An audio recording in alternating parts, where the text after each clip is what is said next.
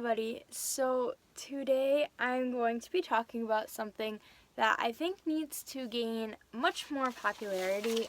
It is definitely a topic with a lot of people, but it's not something that is shown in the news, that's spoken about, and it really should be, honestly. A lot of people are going to say, oh, well, this is a YouTube scam, yada, yada, yada. I don't think it is. I've been following this for years now.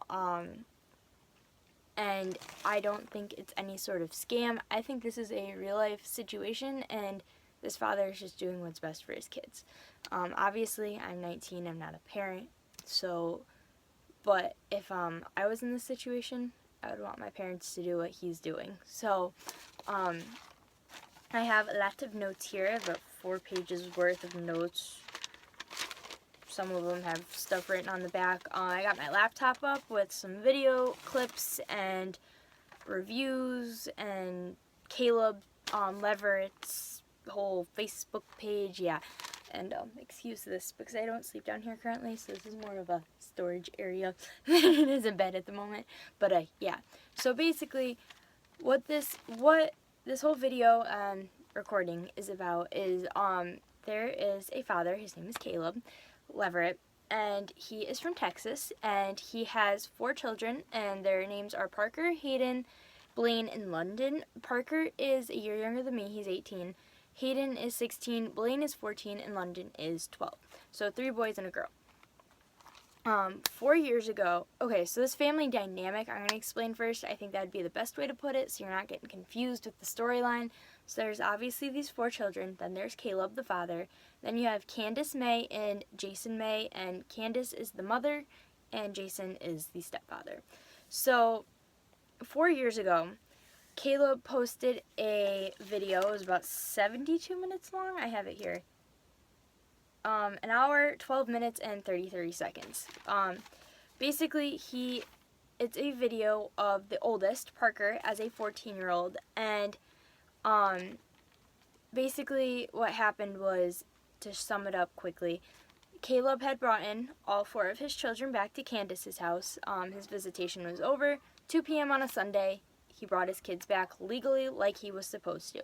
Parker refused to get out of the truck. Did not want to get out. He did not want to go back with his mother. He wanted to stay with his father.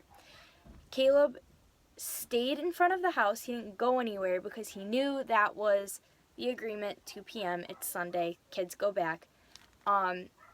He wasn't telling Parker to do any of this. He basically said he is free to go whenever he wants, and that's about it. He didn't really say, oh, we're gonna try to get you away. There's nothing in the video to show that he's trying to take Parker away from his mother. He is basically just sitting there filming this chaos as it happens. So I'm literally just gonna go through my notes and read off everything. So let's see here. So I think I grabbed the wrong paper. No, I didn't. Okay. So that's basically everything that had happened. One thing that really annoyed me with Candace is she bribes Parker with a car and with the baby sister, Mallory, that is Candace and Jason's child. There's 4 kids who I named, and then there's Mallory, who is like a half sibling, I guess, for the kids. It's Candace and Jason's kid. So she's sitting there holding the baby, and she's like, well, you'll never see Mallory if you don't stay here, and what will you do? And he's like, FaceTime? Like, what? He doesn't even care at this point. He just wants to leave. He's like, well, what about your siblings? It's like, I'll see him on visitation with Dad. This is how adamant he is on wanting to be with his father. So, and then she also says, well, we are going to pull your car around. This is all in the video. There will be links to every video that I'm mentioning here. But she's trying to bribe him with this car that she said she was going to pull around, and they had a whole family fun day of activities and all this stuff. And then she tries saying that Caleb's living situation and his choices are not healthy. She says, are you high? Are you drunk? Are you under the influence? She's trying in front of her child, and she's saying all of this. And then Parker visibly gets more upset when she starts to attack Caleb. That was one thing I noticed. Stop that for a second, but here we go. So that was one thing I noticed is Parker visibly gets upset when Candace is trying to, like, bash Caleb. So that's the other thing too, is she acts really nice and sweet and loving with Parker, but her demeanor and her presentation, like, you could clearly tell that she is angry because she is not getting her way and Parker isn't doing what she wants him to do. And so she calls the non-emergency line for the police department, and she says, I'm going to get my orders and the cops are going to enforce them. She's like, the cops are going to enforce them. And Parker's like, okay, if that's what it takes. He's like, doesn't really know where it's going to go, but he'd rather see what happens because maybe it'll be good. And that's what I got from that. Another thing that was really bothering me was she was referring to the stepfather, Jason, as dad. When she was talking about him, at times, well, me and Daddy want to do this, and Dad, like, no, that's offensive to Caleb, because Caleb is in the picture, and Caleb is the father. That really takes me off for some reason. I was also reading comments on the video, and people were also saying the same thing, so I wasn't going completely crazy. And she's also calling it a humongous temper tantrum. I don't see it as a temper tantrum, because the only time Parker starts to lash out is when he is being attacked. And for the most part, Parker's quiet.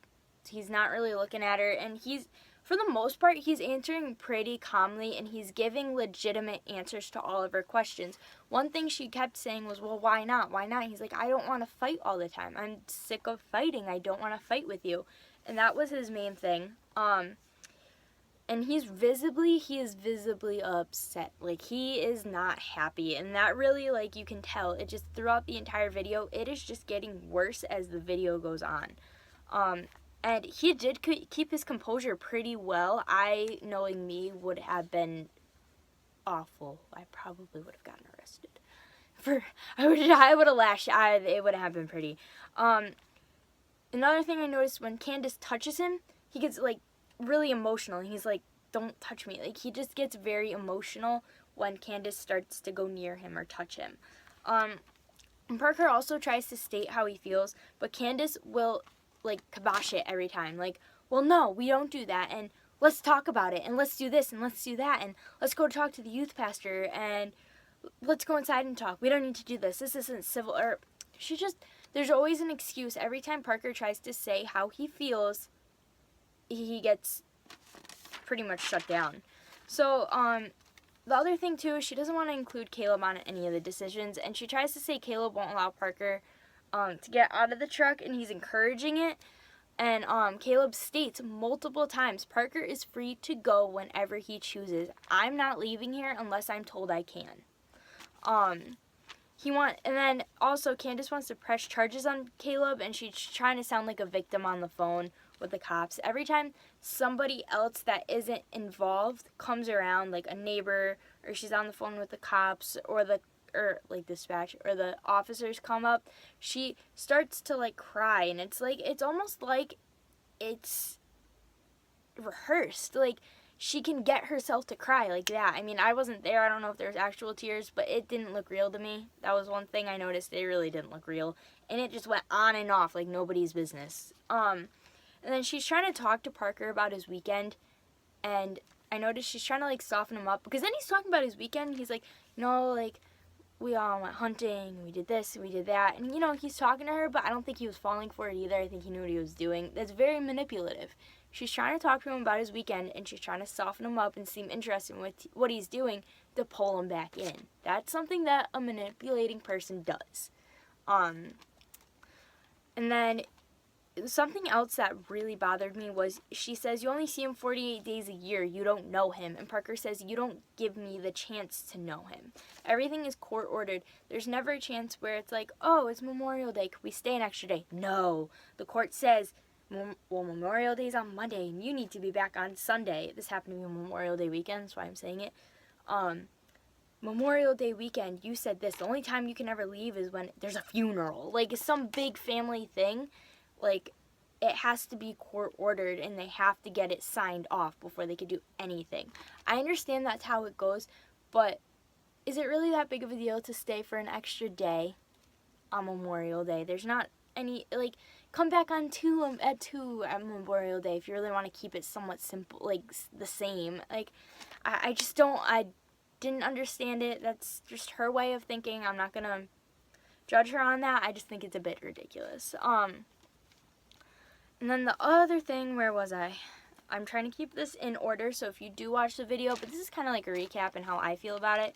If you watch the video, this is going in line with the video. That's why I'm looking at my notes. The other thing is, Parker tries to speak to the cop, and Candace keeps interrupting. No, that doesn't happen. No, I don't do that. I don't do that. Like, she doesn't give Parker the chance to speak, and they also don't pull Candace to the side to let Parker speak as well.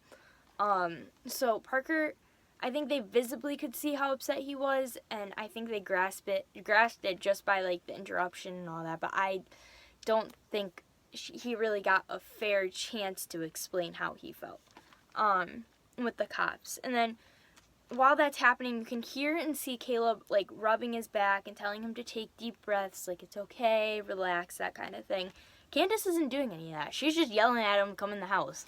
And when Candace reaches her hand in the window to unlock the car door, Parker rolls up the window in attempt for her to get her arm out, and she keeps it in there, so it gets rolled up in the window, and she doesn't move it. So at that point, she's trying to say that he assaulted her, or she's saying that he assaulted her because he rolled her arm up in the window, but she wouldn't move it because she was trying to unlock the door.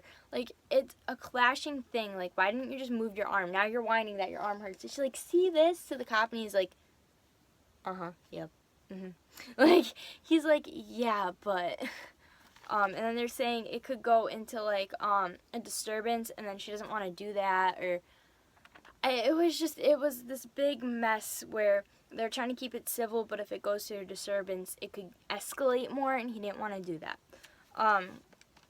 So Parker is just begging the cops, please don't let me go with her. Please let me go home with my dad. Don't let me go with her. It's constant. When the cops get there, constantly, don't let me go with her. And he also says to Candace, you're scaring me. And that, I think, also probably was a trigger to the cops. Like, okay, this kid isn't playing around. Like, when he says, you're scaring me, I'm scared to go in the house, that's also an issue. And he's also calm until he's pressured, which is something Caleb pointed out, and it's true. Once he's pressured, he's like, ooh, like, when you're pressured like that, and you're so upset, and you can't think straight, yeah, you're gonna blow up. You're making this kid go crazy. What do you expect? Oh, my goodness. I'm just also taking this from somebody who has really extreme anxiety and does not like being pressured. I feel his pain. When he's pressured, he explodes. But for the most part, he's keeping his cool. I don't know how he did it. I give him props for that. And then another thing that Candace says is, tell him what you think about police officers in the court. He doesn't believe in police officers in the court. Like, she's trying to make it sound like he's a bad person. The cops also ignore that because clearly they're smart enough. So the cop says they can't do anything about legal custody and that Caleb can take him. And that's when she was trying to show the injuries from the window. And she's trying to find a loophole to get Parker back.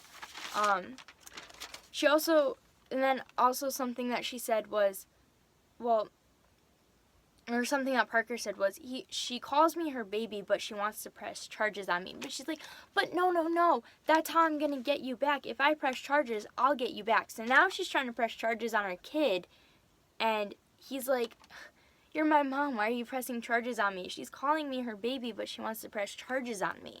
Like, it just seems very, very messed up. He was actually, when they said he could go, his dad was like, well, you need your backpack, you need a couple of things, and he was scared to go in the house. They're like, well, because the cops couldn't go in. With the position that they were in, they were a non-emergency type of responder. They weren't like, they called, they took forever to get there, like that kind of thing. And so when he finally goes in the house, Candace chases Parker into the house and yelling, And she's yelling that she has legal custody. So when Parker gets back in the truck and they're driving away, he says that she tried to slam his bedroom door and to lock him in his room, and he pushed her away as self-defense to get out of there because she was trying to block him in. He wasn't trying to assault her. He was just trying to get out because at that point he was told, yes, you can go with your dad. He was like, I'm out. So when they're driving away, Parker is just thanking them multiple times. Thank you, thank you. You can see him getting choked up. And Caleb was like, I'm proud of you for standing your ground. And he was like, just like, congratulations, you did it. You stood your ground. You got what you wanted. So Parker stays with Caleb for 3 months. And on August 19th of 2013, Judge Den Whalen in Ector County, Texas, ordered for Parker to go back to his mother's house. So this was also videotaped, and so that first video was called, I'm going to read the exact title, 14-year-old Parker stands up for his rights. Cop says he is free to go with his dad instead of mom. The next one that I'm going to be talking about is Parker versus the man, Jason, empower yourself, learn jury nullification. So, basically he has told them in the court that he didn't want to go with her. He expressed how he felt, but because he was 14, they said he didn't have a choice and he was sent with Candace. Something I have heard multiple times is that I know in Connecticut when you're 13, you have the ultimate choice of who you want to go with either more, who you want to stay with altogether, that kind of thing. You have a choice. They also looked it up, and that was also a thing that I guess in Texas too, I don't know if that's a nationwide thing or state to state kind of thing, but yeah, they were convinced that at 14 years old he could do it. I mean, I think we're 13. I think they said in the video that 12 was the Texas age. Not entirely sure how that works, but at that point he was old enough to choose who he wanted to go with, and the court didn't see it that way and sent him off with his mother. So he pretty much sat in the parking lot and didn't move. And he says in the video, anyone who was watching this, she is psycho, referring to his mother. But his aunt, who was also there, she told him how to make a collect phone call to call Caleb whenever he wants. And she said, you can go at school or go to a local 7-Eleven, just ask to use the phone, and you press 0, tell the operator who you want to talk to, the phone number, and they send you straight to him. And that's how it works. She told him how to make a collect phone call. And he just sat in the parking lot protesting the judge's choice. He wasn't rude, screw you guys, why'd you do this, yada yada. He's just sitting there, protesting what he believed in, and I think he was trying to make a stand and seem like he was responsible and not throwing a hissy fit. I think he tried to do the adult thing by sitting in the parking lot. And so Caleb's family consoles Parker, and they're this and that, and they're hugging him, and they're trying to talk to him. Candace, she's off talking to the lawyer. Jason doesn't even care. He's sitting in the truck with it on, waiting to go. And so a cop comes over and speaks to Parker, and he says, Parker says how he does not want to live with Candace, and he's explained it multiple times to multiple people, all these legal people. He has said multiple times he does not want to live with her because all they do is argue, and he is much happier with his father. And he also states that he's concerned for his siblings, and he doesn't get a thrill out of sitting in the parking lot, but he's trying to protest what he wants. The cop says because he's 14, he has no say-so in the matter. So the cop kind of was just don't know what to tell you. And the cop also says if Parker runs off to Caleb could be arrested, and he tries to give him a warning hey, if you run off with your dad can get arrested, kind of thing. So when they're finally leaving and Parker's getting in the truck, it's very emotional between his grandmother and his aunt and Caleb, obviously. They're all saying goodbye, and there's tears, and everybody's just emotional. As they're leaving, Parker shakes his mother's lawyer's hand and says, thank you for ripping me away from my family. I appreciate it. As in the Leveretts. He is saying, thank you for taking me away from them. He is visibly upset, and the lawyer's like, well, I'm just doing my job. And Caleb even said, like, thanks for taking my kid away from me. Like, it was just a very sad situation. And so when they leave, the aunt, she is super emotional talking to the cop, and she's saying all the things that Parker did while he was on the farm, and all these things that he learned with his father and his family, and how Candace makes them out to be bad people. And she like does full body checks on them when they get back from Caleb's, all that kind of stuff. And just talking about how upset she is that they're made out to be such bad people, but Caleb had the time of his life when he was with them. There's also Caleb includes at the end of the video, which I'll include a video of the video, just like pictures and stuff of him while he was there. There's also pictures with his brothers and his sister, and they're all together and how happy they are, and things like that. So because of this situation, Caleb is sent to jail on 6 counts of not returning Parker. So for the time that he had Parker, every time that he was supposed to return him, he was charged. So it was just 6 counts. So he has to he faced like 4 days, and then something happened. So he's going back for his 56 days that he had left. And while he was in jail, the other inmates are like, like, what are you here for? And he says, well, for being a good dad. And they all laughed at him. And they're like, what? And so actually some of the guards went and watched some of his content. And they were like, no, like, this guy's legitimate. And he explained to the guys, like, his situation and all that. And they were all like, even the guards are like, this guy's in here for being a good dad. Like, he shouldn't even be in here. So he got the name Notorious Dad, and that's where #NotoriousDad comes from, because they all realized he is being a good dad, and he was trying to take Parker away from a bad situation and do what he could, so he was serving his time. It's not like he ran away. He did what he had to do to serve his time and get back to his children. So, and fast forward 4 years, and it's like deja vu. Blaine has turned 14 years old, and he is arrested and incarcerated into a mental hospital for the possession of weed, because Candace called the cops on him.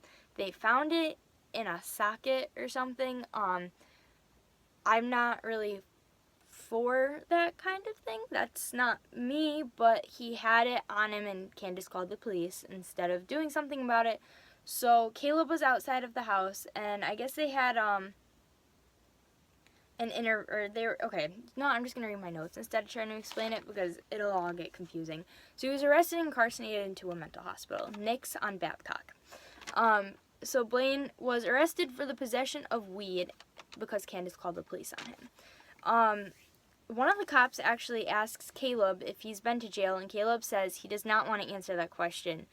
So the cop says, fine, I won't answer yours then. And this cop is like a royal asshole. Like, he's got an attitude. And so the cops don't take Caleb's side. They never take Caleb's side. They only listen to Candace and see Blaine and the things that he has and possession of and the way he's acting. So that's what they go off of. Caleb is never even spoken to besides the attitude. And so Blaine says that, I guess in the house, Blaine said that he wanted to burn the house down or something along the lines of burning the house down. And he has the possession of weed. And that's enough evidence for them to think that Blaine needed to go to a mental hospital, so he is brought to Nick's hospital. So Caleb, being the father that he is, drives to the hospital. He is not given any information about it, so they're telling him that he can't park there. When he goes in, they say that he needs a code. He's like, okay, well, give me a code, and they won't give him a code. Candace wouldn't answer any texts. He had no idea where Blaine was, even when it was his time to have him. It was his time to have Blaine. He didn't know where he wasn't getting any information from the hospital or Candace on his son. So they also told him because it was private property, he needed to get out, and he had no business being there. His son is in the hospital, but he has no business being there. He was released from Nick's after 5 days, and he was actually in there on his 14th birthday. And so, that it was the first part of all of it. Ooh, that's not charging. I need that. I don't know. Hopefully my computer doesn't die on me. Anyways, I don't really need it, but for now at least. But that was the first part of it, and like I said, he wasn't getting any information on his kid. Nothing. So he ended up getting taken out of the hospital and comes back. The phone that Caleb had given Parker was taken away, and I guess Blaine wouldn't move. He was protesting the fact that his phone was taken away from him. So Jason proceeded to pick Blaine up and had thrown him across the room, to the point where Blaine had called Caleb and said that he was having trouble walking and breathing. Mind you, Caleb lives 5 hours away. They all had lived in one part of Texas, and then they moved the kids out to San Antonio. So Caleb doesn't have the money to move out to where they are to be with them. So you see what I'm getting at? So he's traveling 5 hours. Whenever Blaine or one of the kids calls, it's like instant, like he's out there. So Blaine had called on the landline and said, they took my phone away, yada yada. So then he calls back and he's out of breath and says that Jason threw him.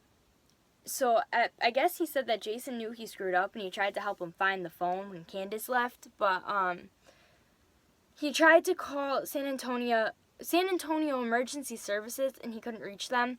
So he called the police department and asked for an ambulance to go check on Blaine, and he said he didn't want to go, and he told them, I don't want to be in the hospital, I don't want to deal with cops, and Caleb told him he would be fine. But he was taken by the police instead of an ambulance. So what he was asked them to do was completely different from what they actually did. He asked them to take an ambulance over there, check on him. The cops ended up taking him away, taking him to another mental hospital, and he was told this by a source who he did not name, just for privacy purposes. So they arrested Blaine instead of Jason. Blaine was thrown across the room, was having trouble walking and breathing because his stepfather threw him across the room.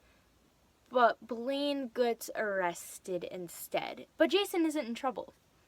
Does anybody see the issue here? The kid keeps getting in trouble and the adults aren't held accountable for their actions. So, he drove 5 hours and has no idea where his kid is, because in the time frame that all of this was happening, he was traveling to San Antonio. Doesn't know what's wrong with where his kid is. Ended up in a mental hospital, and then I wrote that he was served with 4 papers, and there were different counts. I don't know what exactly they were served for, and Candace and Jason said that if they called and told Caleb he was going to have papers, that he was going to run. But the lady that served him the papers had served him Parker's papers, the 6 counts, and she was like, he's a nice guy, he's not going to run. Like, you hear all in the video, this is on Facebook, this video, but you hear her say, you weren't going to run. Like, I'll include that if I can. Either way, there will be either a link or an inclusion in this video. But this whole situation is truly messed up, and I feel for these kids. But you see all the posts that when he does have his kids, you see the posts that he has and how much effort he puts into, like, enjoying the time that he has with them, and how he drops everything in an instant for his kids. He drives 5 hours back and forth for his kids and puts up with hotel fees and all that kind of thing for his kids. Clearly that's racking up a lot of money plus legal fees. He runs a business by himself. It's not like he has employees or anything. It's all him. He runs his own business. So when he gets paid, and when he doesn't, he doesn't. So it's a really tough situation, and clearly Candace and Jason have the money and the power and they rule everything at this point. But one thing I did want to read to you, if my laptop wants to turn on, one thing I did want to read, I looked up Nick's, the Nick's Hospital, the Nick's Behavioral Center, Nick's Behavioral Health Center. I looked it up on Google. It's in San Antonio. It has a 2-star rating. This is on Google. So I'm gonna read some of the reviews for you. 4 weeks ago, somebody said, "This place steals children. How the workers sleep at night blows my mind. Private companies, private money. Free my friend's son, kidnappers." I'm going to assume that was for Caleb, but he gave him a 1 star. Somebody else wrote, worst place ever. They steal children and won't let them out or anyone see them without some code. What code exactly? And then this person who actually went to Nick's, her name's Dorothy. She says, "No one seen me and I got no meds. I was released and waiting on a ride under the tree. They released me dehydrated. An ambulance and fire truck came. My blood pressure was 50/42. I could not even walk to the bus stop or see anything. I just laid under a tree until someone called for help. Just a sad place if you're depressed. This is not the place to be. Will just depress you more. I hope I never experience that again. Deplorable." This one is from a woman named Claudia, also gives a 1 star. "So far it's been bad. I've made several attempts to check on my daughter and they won't give me any info. A lady named Bonnie answered the phone, put me on hold, and then would forget I was on the line. After doing so 4 times, she took my name and phone number down and said hopefully a case manager would call me back. That was hours ago. They don't give you any information without some code they keep asking for. How am I supposed to get this code?" Another one. "The staff is so rude to the children there. They don't take them seriously. They just sit on their phones and they just yell at the kids. And when I was there, they lied to my parent when she tried to take me out, saying that I kept taking my shirt off and saying I was in space, just to keep me longer in there. Horrible place, no actual help, just meds and more meds. They should have a negative star because 1 star is just too much for them." Yeah, so there's a lot of bad reviews. Somebody else said, "Believe these reviews, they're horrible. This place is absolutely," this is a long one. "This place is absolutely the worst. It's trash. I cannot stress enough that it is inhumane and should be removed from the face of the earth. If I made 100 accounts and gave it 1 star from each account, it still wouldn't have the rating it deserves. First, my friend was admitted here against her will. Afraid and alone, with no ability to contact anyone, the professionals made her remove all her clothes and items, and they confiscated them all. She was given thin, flimsy, rubber-like clothing to wear and put in a room with other people who she had never met and was told they'd stay there for 24 to 48 hours and couldn't leave until the doctor saw her. By the way, the doctor never came in. The doctor was never in, maybe once every 3 days, and they get paid more per day that you stay there. Second, when she was able to make a phone call, she was allowed to call whoever she wanted, and she called me. There's nothing to do there, hardly any windows, the rooms are all white, and the only activity available is coloring books with crayons. No pencils or anything either to get creative with. We talked on the phone for a few minutes before they told her time was up. Like a prison. It's not right. It's inhumane. They even took her personal phone, so she had no contact with the outside world aside from that small amount. Third, they are very intrusive. They require blood, urine, saliva samples upon entry. This is horribly dehumanizing, almost being treated like an animal. Fourth, there is little to no privacy. She was put in a room with another girl and showering in a large open room.